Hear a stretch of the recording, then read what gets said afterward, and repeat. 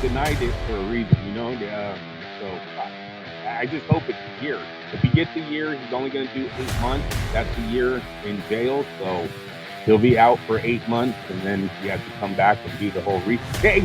What sucks about the PBC way and the Floyd Mayweather way is we're cutting it real short with the one comeback fight. You know damn well they're probably going to have two. I don't want to scare everyone, but they're probably going to. We're not technically on air. I would actually edit right here, but I think I'm going to keep this for the people who do our audio. And for those of you who podcast with us, you guys realize this is dying, right? Like, you should really get on the YouTube channel or on the Facebook channel and watch the video. But I'm trying to give behind the scenes. This is really us. We really talk this much shit throughout the fight. I mean, it's not even a joke. Miguel, can you do video? And by the way, again, audio people, God, I love you guys to death, but podcasts are fucking dead. It's all about video at this point. I'm trying to keep you guys alive. I'm trying to be respectful. Because you guys are our backbone. Did you go and meet Josel, Miguel? No, I went and I got later. So I went to go nice. Hell yeah. Bob, what do you have to say about that? Listen, when in doubt, throw the trout. No, that's baseball, Bob. What Miguel does that hit mean? a home run. Miguel. That's right. He was a home run hitter. It was a grand slam. He actually bought two women. He slammed them. He threw them up against the wall. Jesus Christ, what a beast. All right. Am I the only one on video for the second session? Yes. Yeah, I'll set something up. I'll set it up. No, it's fine. It's fine. I'll drop the photo in. All right. 3. And by the way, again, podcast people, the best I can do for you is this. I hope you guys enjoy it. I would recommend rewatching the fight because Andrew really, really, really said, what do you want me to talk about? I've already watched the fight. Well, the coffee hasn't kicked in yet. I'm waiting patiently. 3, 2, 1. Hi, everyone. Welcome to Fight Net Radio. The guy on the left, that's Miguel Antonio Barragan. The guy in the middle is Andrew Labouche. My name is Lee Honish, and we welcome you to Fight Net Radio. First and foremost, go to @FightNetRadio on YouTube and Facebook and Instagram. Watch our complete rewatch. I can't even believe I'm going to say this, boys. Watch the rematch of Ryan Garcia versus Gervonta Davis. Yes. And you're going to go, but it's choppy and sucks. Yes, it does. That's called copyright rules. So rewatch it. We'll give you our feelings. It went on forever, but we have to give you that opportunity. If that video is liked, shared, and commented on, right? I talk about it on the video. I am giving up my personal autographed Hall of Famer Roy Jones Jr. RJJ Jim t-shirt if we do 1 million views, 10,000 comments, 10,000 likes. All you got to do, click like, share, subscribe, and carry on. As simple as that. Last week, we had one of our biggest weeks ever on Fight Net Radio, and I have to say this to appreciate everybody. Somebody just texted on the private text. I'm going to take a stab. It's Andrew. Please, Happled? Hold. All right, I'll stall. I'm good at this. You can do this with me, yes. Miguel. So we literally had a brand new top 10 list of countries and states that are into us. Based on the JoJo's fight, everything we did literally hundreds of thousands of views. We had a great week. So thank you to everybody on YouTube. Thank you to everybody on Facebook. We try to create amusing content. I'm going to go out on a limb, Miguel. Based on what you just experienced, you think we're going to do 1 million on the fight? Yeah, it's still popping. I think so. That's a hot topic, and I mean, hell, my video that I posted on my YouTube channel, my prediction, which again I was way off, unfortunately, Oh but my God. nonetheless, I don't think we all were, but it got 140 some odd views, which is like significant compared to some of my other weigh-ins that I got were like 30 or 40 views, something like that. Because yeah, it's a hot topic, and you have to strike while the iron's hot, right? And yes, that's Well, what the no, it's reason why we content, decided right? that. I'm learning from Oh yeah, Ryan. but I mean, Yeah, I'm it's learning from Ryan Garcia. Even if you lose, at least I got the views. Yeah. And the thing is, our content is different in the sense that it's very time specific, because when if it's not evergreen, what I'm saying, like we make No, a video about a it's fight. you've got about it- 1 week yeah, on the content. right. So when if you don't strike while the iron's hot, that you miss an opportunity to get as many views on your content as possible. So if right now this is still the hot topic, and yeah, we're 24 hours removed or a little less than that from the fight, but people are still talking about it. People are still looking for stuff for content online about post-fight stuff. So yeah, I think we're gonna hit that mark that you mentioned. Yeah.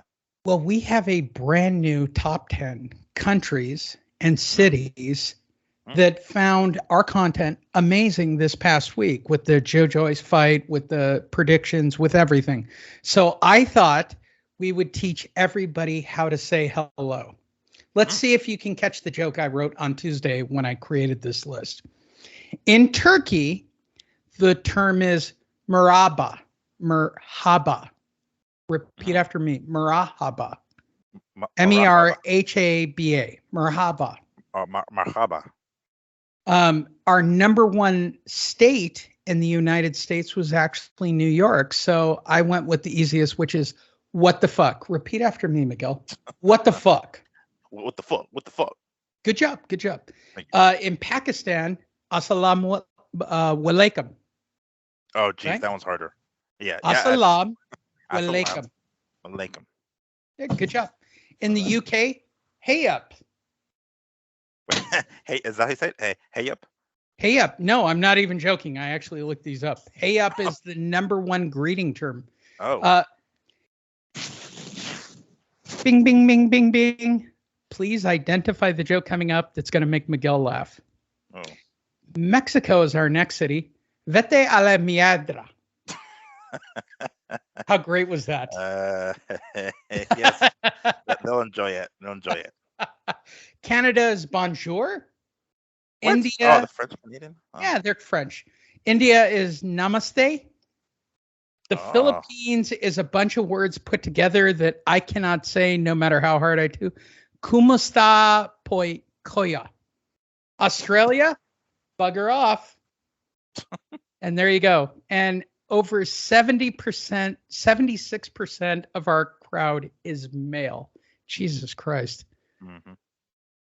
I'm looking for, and just as a note, I'm looking for a female who gets the show, who thinks that guys should pull you by the hair. I'm just saying it out loud. Are you back, Andrew? Yeah, I'm here. All right, cool. We were just saying thank you to everybody who listened this week based on our new numbers, and saying hello to them. And by the way, the Mexico joke was stunningly good, Miguel.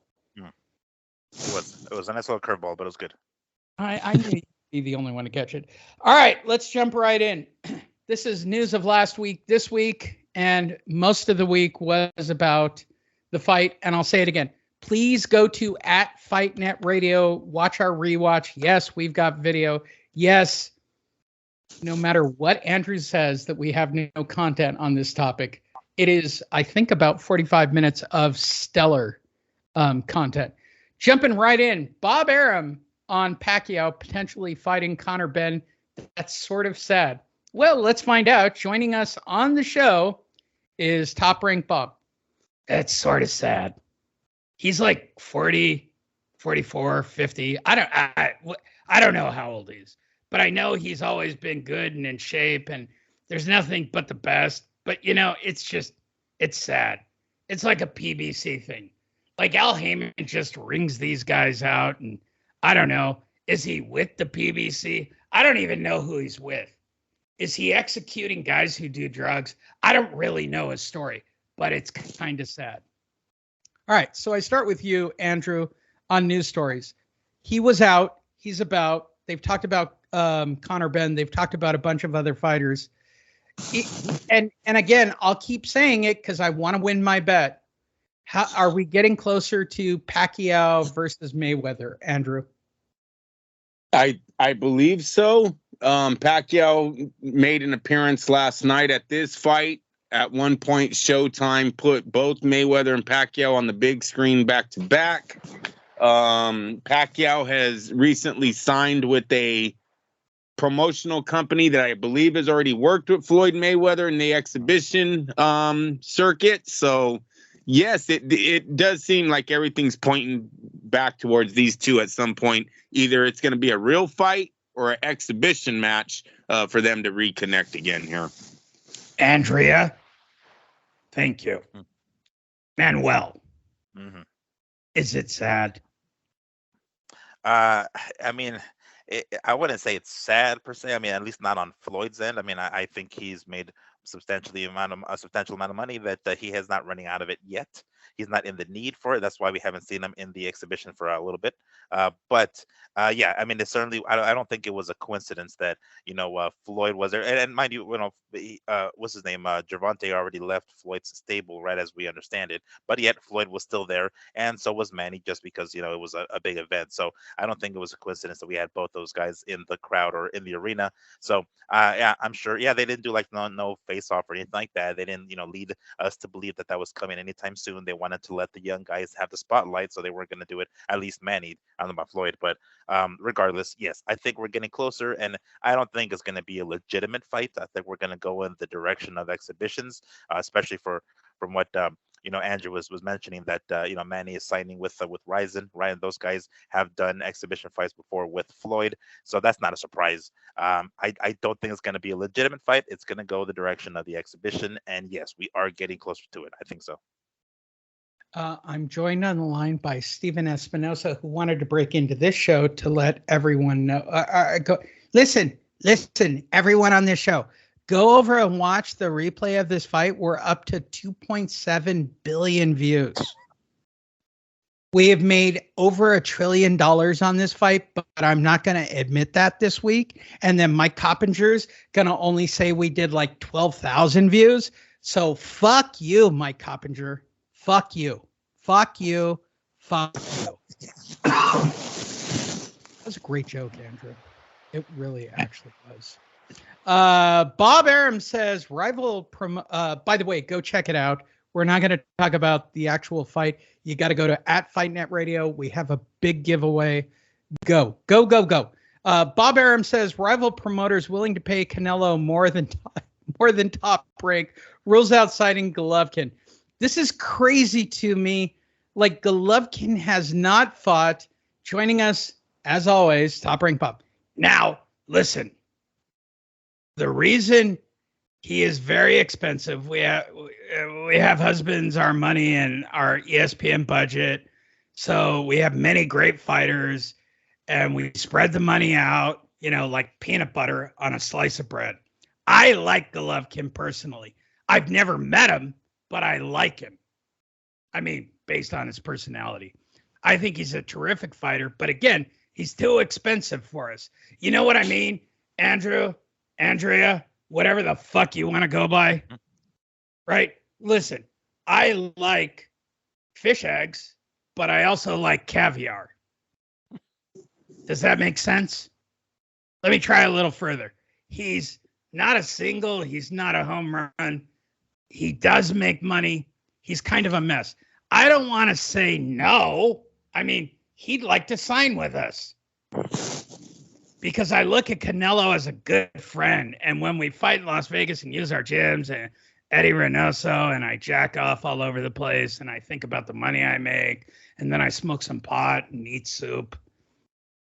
I mean, I got to be perfectly honest. Right now, we are blessed with many great fighters.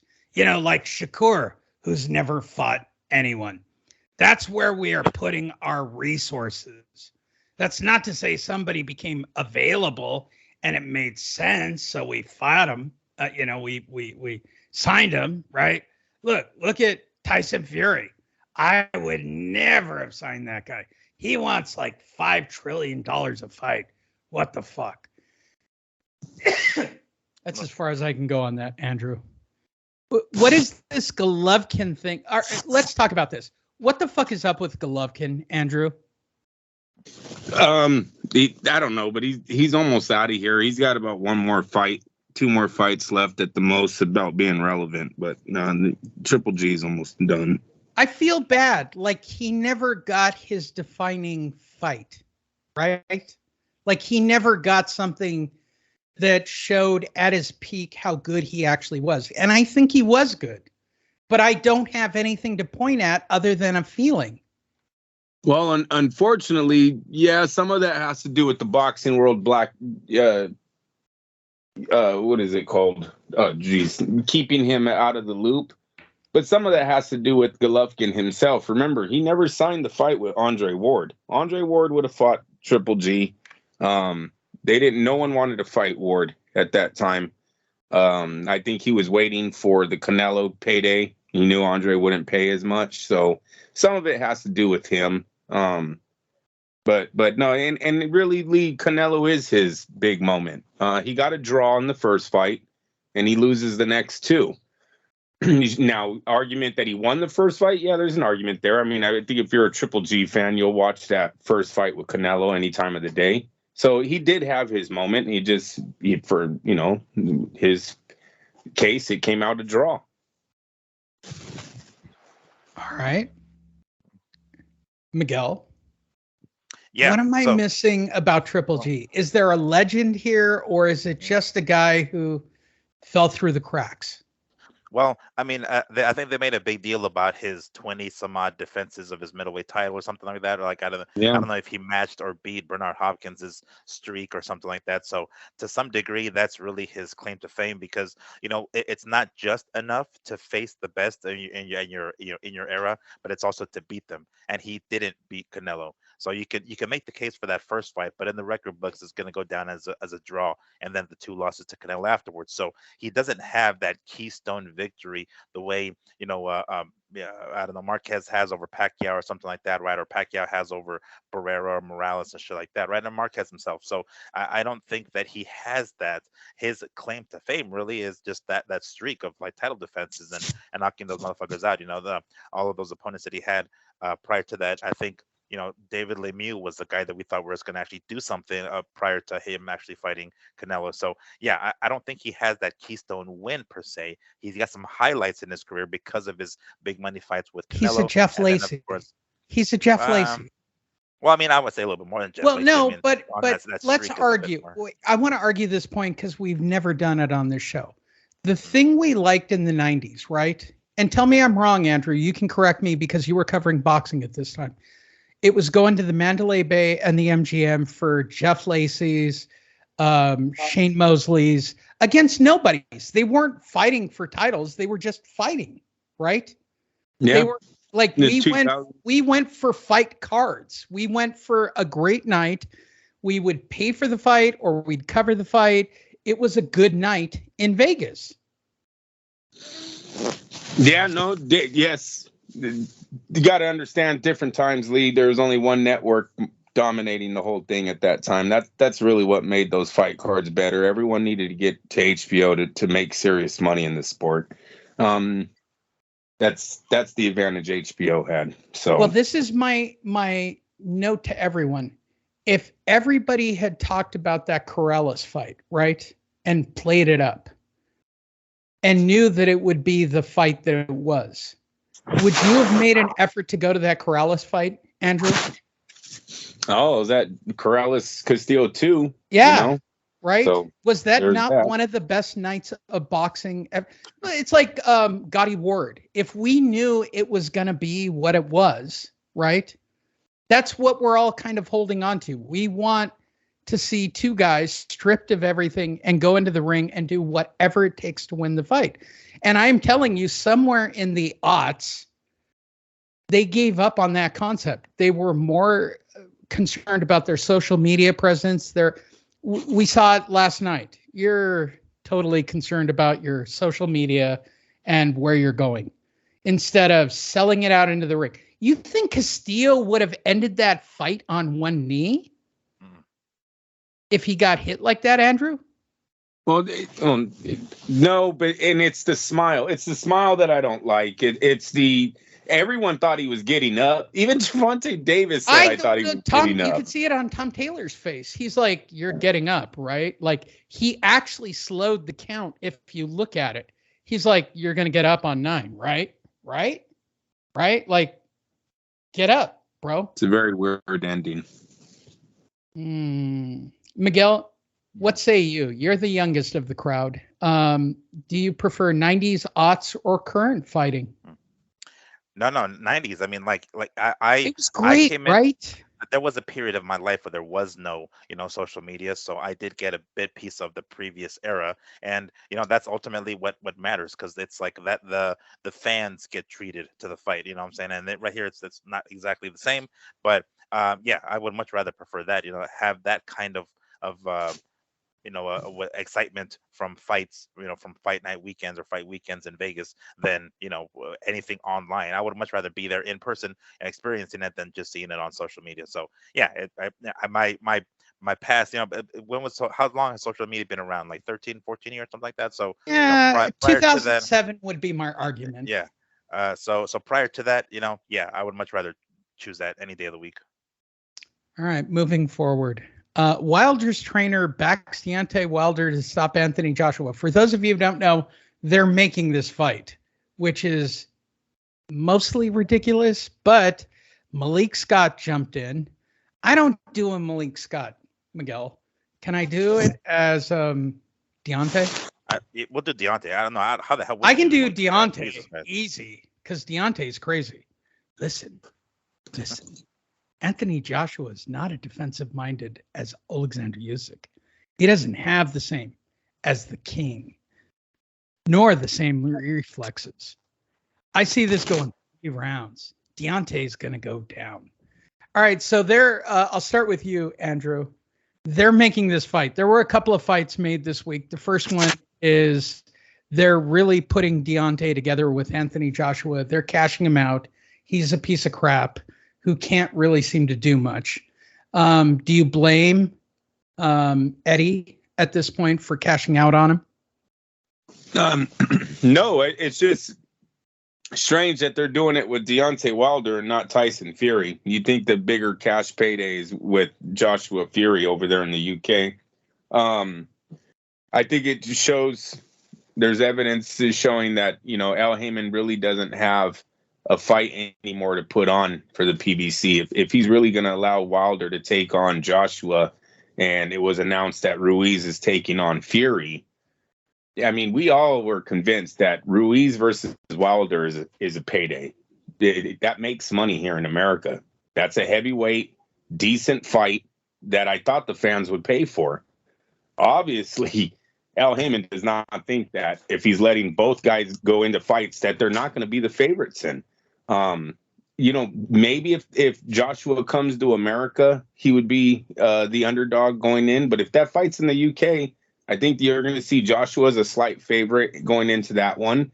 And Ruiz definitely is going to me, it's a mismatch versus Fury. If Fury takes that fight seriously, it's a fucking mismatch. It's not even a close fight. So it's real strange that Al Heyman put his 2 fighters in those type of situations with them actually never doing the pay-per-view. What happened to the pay-per-view between Wilder and Ruiz?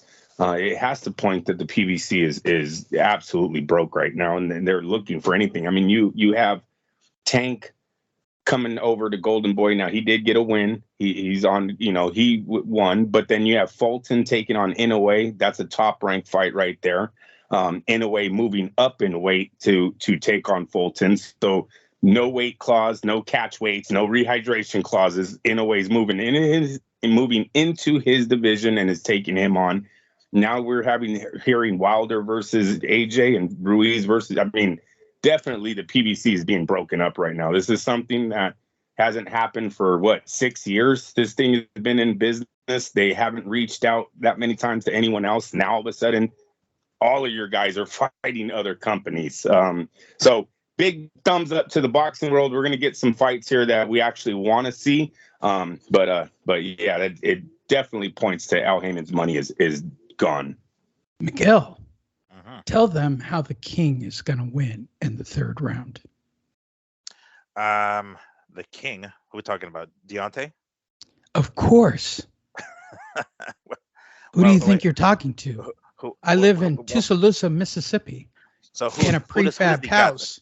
Who does he got now? Now that Ruiz is officially with Malik fighting Scott is Fury. turning me into a killer.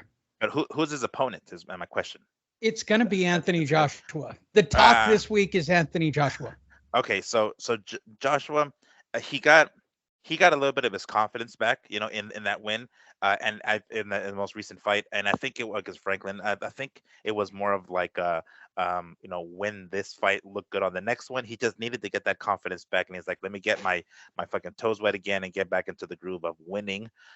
So I don't see him being that same risk taker that he was prior to getting knocked out. No, I don't think. I mean, shit. As when he gets hit, or should I say, should he get hit by a shot with Deontay, he's going down. We can pretty much all agree with that.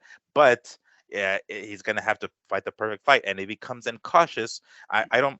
If he comes in cautious and tries to fight the way he fought, like let's say Ruiz in the rematch, right, and in this fight against Franklin recently, I think he can fucking beat Deontay. You know what I'm saying? Like Deontay will punch and he'll swing and he'll hack and shit like that. But I mean, if he can't land a clean fucking punch or a clean shot on fucking AJ, I can see AJ actually winning this fight. Like as long as it doesn't get hit. He's got 36 minutes in there. Well, if they go 12 rounds, 36 minutes in there to make sure that he doesn't get cracked. And if he can do that, which I think he can.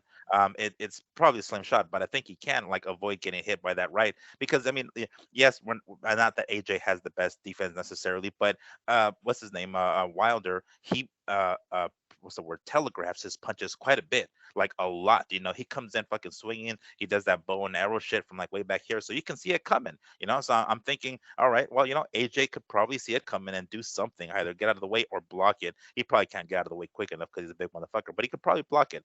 If he can do that for 12 rounds, I legitimately see him winning a decision. Andrew, let's move to the next rumored fight, because I like rumored fights, which is Tyson Fury this summer taking on Andy Ruiz in England. Makes sense, easy fight. Andy Ruiz, not in the right headspace, probably an easy knockout. What say you, Andrew? Yeah, and yes, it's an easy fight for Tyson. I don't know if it's one that anyone wants to see, though. Andy Ruiz it's been a long time since that Anthony Joshua victory. Like I said before, he's kind of been a joke ever since, losing, getting made fun of during the telecasts of his fights, coming in the heaviest ever.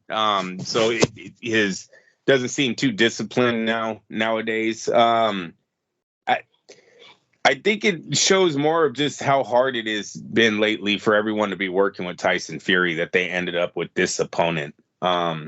It's not a big sell over here in America. I don't see that thing doing great pay-per-view numbers. If they have the fight here, don't think ticket sales would be that great. It's just a weird fight, seriously. And for all of us diehard boxing, this fight's a mismatch. The only way this fight is close is if Tyson Fury totally loses his mental game, fucking fucks off all of his training, and goes in there and tries to win on natural ability. It's the only way this is a close fight. If Tyson Fury puts in half a training camp, he's outboxing the shit out of Andy Ruiz. Andy Ruiz don't have a bounce to him. He don't have movement in his legs.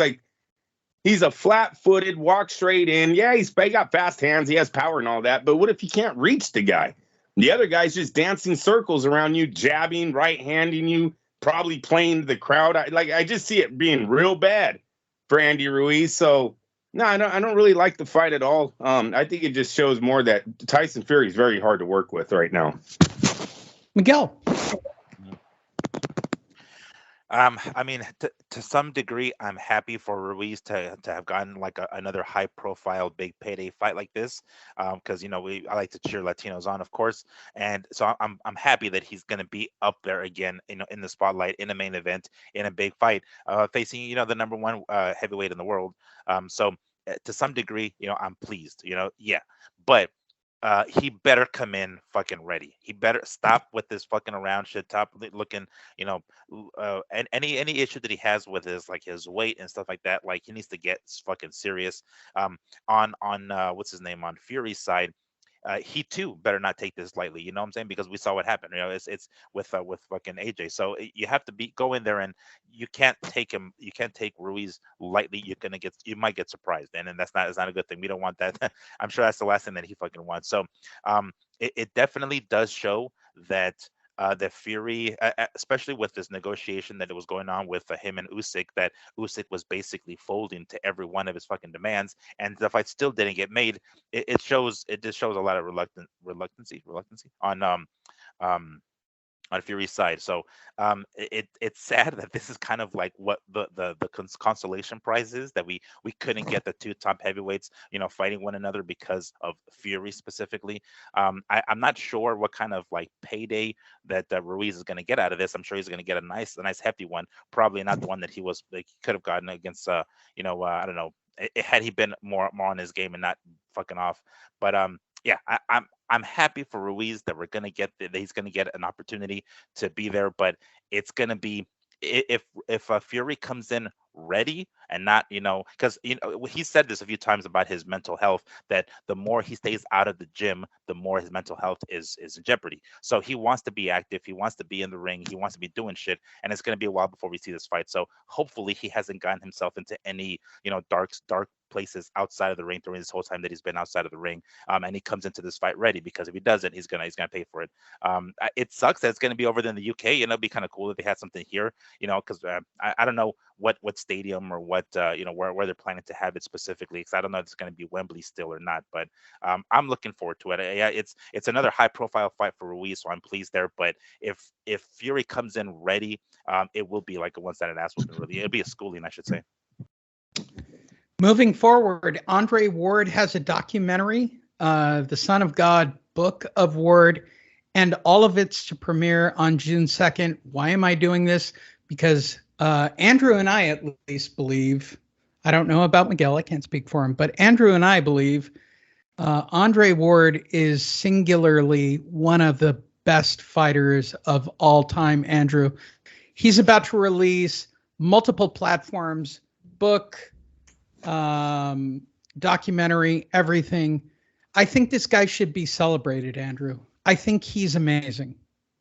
Yeah, no, hopefully he gets the credit he deserves after this show, because he definitely didn't get it after his career. One of the greatest stories, we've said this numerous times on Fight Net Radio, it's one of the greatest sports stories of all time in all sports. For someone to play such a competitive sport, combat sport, high injury sport, undefeated for 30 years? What is it, 14 to 30 something, right? 15 Correct. years, something like that.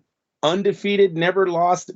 Listen, what makes it remarkable what he did as a young man, winning from 14 to gold medal in the Olympics, is the fact that to get to the Olympics, you know how many national titles, world tournaments you have to get involved in to qualify for the Olympics? You never took one fucking defeat, not one. There wasn't one hiccup in any of those times that you traveled the world to qualify for the Olympics. And all of those backyards of all of the other fighters, of all the other excuses that you could have had, we have one man that had no excuse all the way to gold in the Olympics, enters the pro ranks, takes on one of the hardest tournaments, the first tournament brought to you by Andrew Lapachet of Fight Net Radio, the first tournament ever put together on Showtime. The kid's a 7-1 underdog. He only has 18 wins, maybe. Kessler, Abraham, Frotch. Amazing light heavyweights. Let's just say it. It was literally one of the prime times for light heavyweight. Or super middleweight. Super middleweight. They were great. They were all great. They were all great. In there, and he's undefeated in that run. He beats two light heavyweight kings in Chad Jossin and in Kovalev. Remarkable career, does not get enough credit for what he did and who he is. And then he did it all being a man of God. You got to bring that up. Never once gave the sport any type of trouble in or out of the ring. He is the guy you want your son to be if he's going to be a professional boxer. Andre Ward is the person you're looking for. The dedication in the ring, the dedication outside of the ring. And he's a fan of hot wings, Andrew. Oh, shit. I know this as a fact from one of the fights. And he's a nice guy. He's a legit, he's fan friendly. He engages. He doesn't know you, but he uses his platform. Hey, Miguel. hey, Yeah, Lee, go maybe ahead. When that show comes out, let's put it on Fight Net Radio and plug him as the greatest of this era or something. We'll title it something. Look, you and I have been propping up the SOG for so long, it's ridiculous. The one I've run into him 2 or 3 times at Top Rank events, and literally I was sitting with a friend who was a friend of one of the referees. We were just sitting on the TV offside. He and Timothy Bradley came by. I've talked about this before. He stopped and he's like, "How are the hot wings?" I'm like, "What?" He goes, "Timothy doesn't eat them. He's a fucking vegan." I'm like, easy.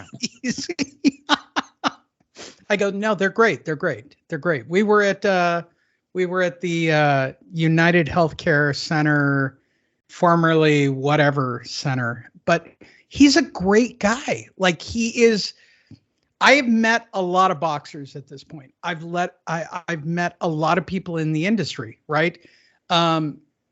If you told me that, I've got to be honest, Andre Ward is the nicest human I have met in boxing, period. He's got a choice. And Miguel, where does Andre Ward fall on your, are you into the documentary? Are you into the book? Are you into everything? Yeah, for the most part, I like watching, fight documentaries or, documentaries on particular boxers and whatnot. So, when it comes to insights like that, I kind of geek out on it. Like there's been a couple of times that I've been, in media somewhere and I've been like, in the locker room or something, and I'm seeing them, pick out their gloves and just seeing that behind the scene access, I really geek out on. So when I see stuff like these documentaries that go into more depth about fighters, their upbringing and whatnot, right, wherever they're from, etc. I'm down to watch that. So that's definitely one that I intend to watch, and I'm sure I'll watch it a couple of times because if it's good, it's good. And I think it's is it going to be on Showtime? Is that who it is? That's Yeah. doing it? Yeah. All right. Yeah. So and they did a great the 4-piece on the Four Kings or whatever, right? That they did a few years ago, a couple of years ago. That was great as well. So I'm looking forward to them. I'm hoping they did a good job of it, and with the oversight of Andre, kind of taking a look and making sure that they portray him the way he wants to be portrayed. I'm sure that's going to be a good one. So I'm looking forward to that. One thing about Andre, it kind of sucks that he was only like a pay-per-view star like in later, when his 2 fights with Kovalev. So it's just like I kind of wish he had more of those big fights because I mean really that Super 6 was fucking awesome. That Super 6 tournament was the shit. Like we had 6 or 5 different promoters working together to make that shit happen. Like that was, and granted, they had some hiccups and some bumps in the road because it took forever to actually get completed. But the bottom line is we got completed, and it's something that really was unprecedented, and very few times has it been done since then.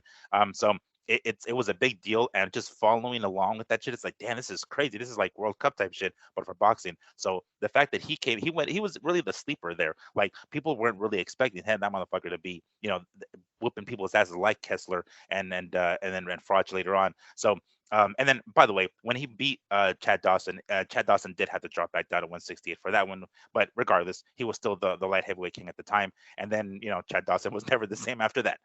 So yeah, I would have liked to have seen him fight. Triple G. That would have been something that would be pretty dope.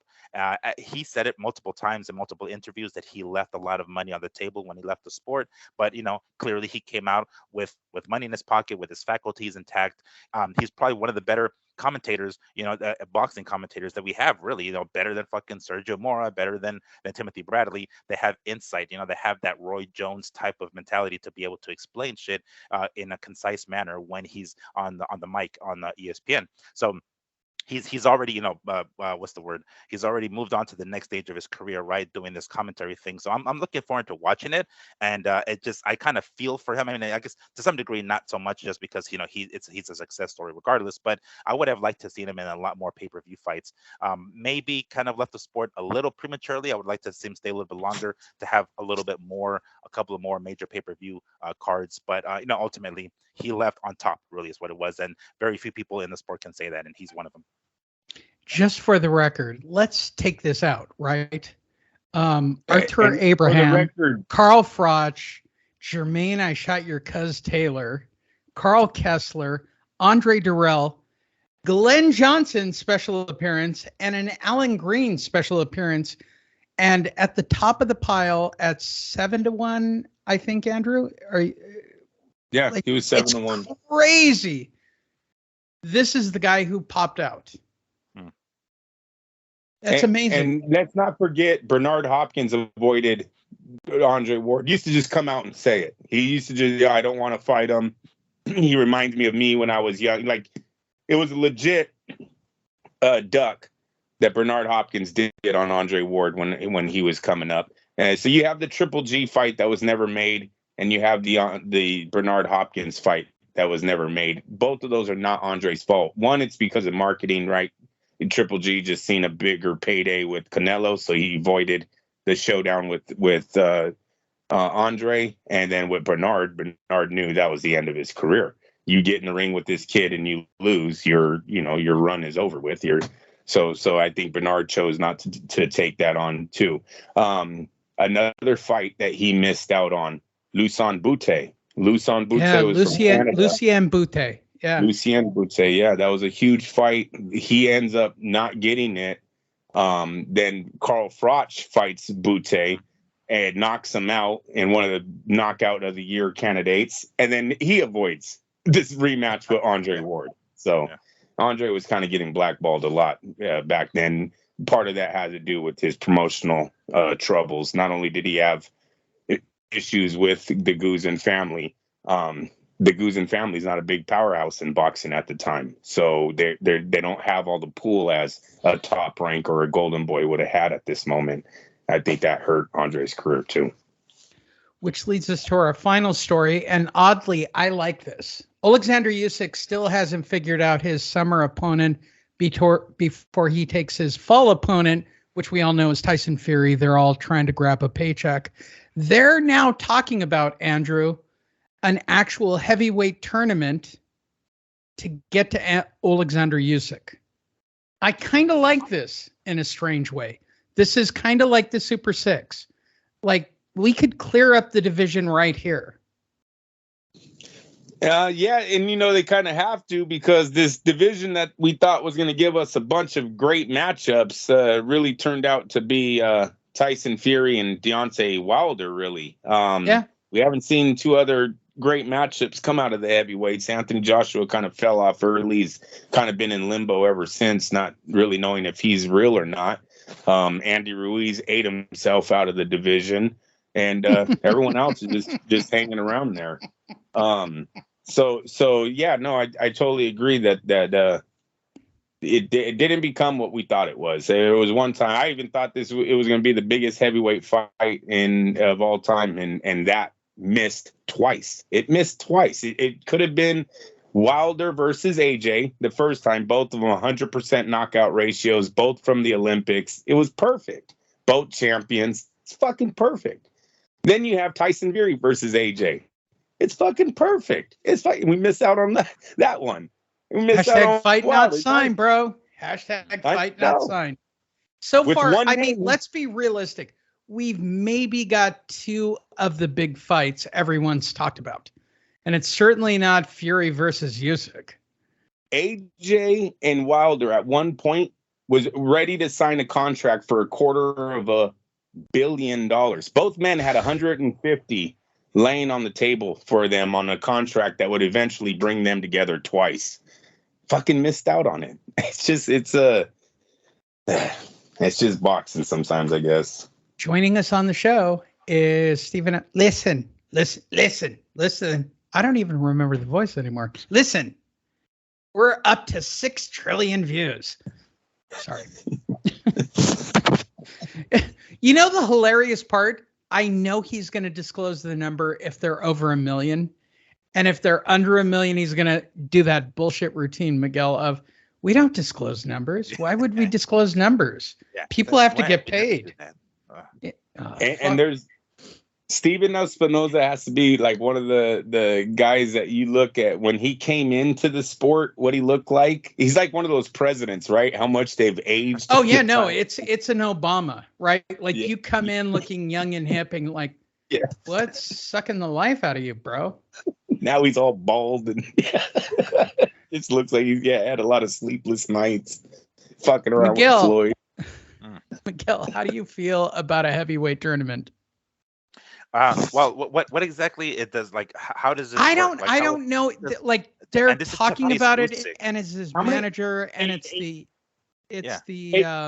Go ahead, Andrew. I was gonna say, how many times do you guys think Steven Espinoza's been hung up on by Leonard Ellerby and them going, "We're the A side, motherfucker"? Click. Oh wait! I'll go further. How has he not been Suge Knight? Like hung over the building, going, "Listen, we're the A side." We're the A side. Floyd Mayweather don't ever do under 1 million buys, motherfucker. Oh my God. I think it's totally a Suge Knight thing where they hold him over the side of the building. I think he's been hung over the side of the building at least a half dozen times. Going.